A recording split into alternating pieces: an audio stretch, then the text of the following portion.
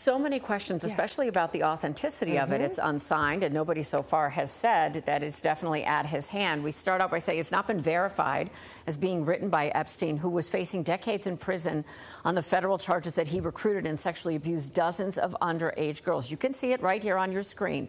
It starts out, they investigated me for months, found nothing. That's how the note begins, after being found inside a graphic novel by Epstein's cellmate 2 weeks before he died.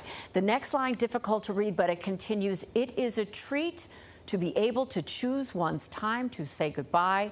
What you want me to do, bust out crying? It finishes with the phrase, no fun, written in all capitals and underlined, not worth it, punctuated by double exclamation points. It is unsigned. Epstein's cellmate, Nicholas Tartaglione, reportedly finding that note in July of 2019 after Epstein was moved out of their cell at the Metropolitan Correctional Center after an initial failed suicide attempt.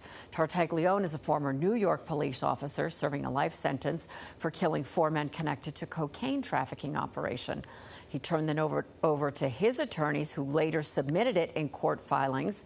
It came to light after a podcast interview last year.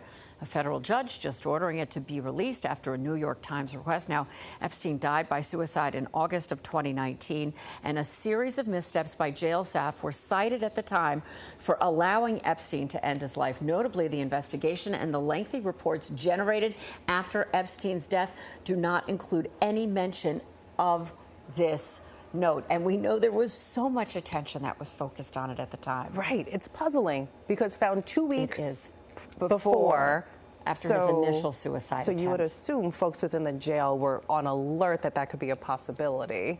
Right. And then released years after. Correct. All right.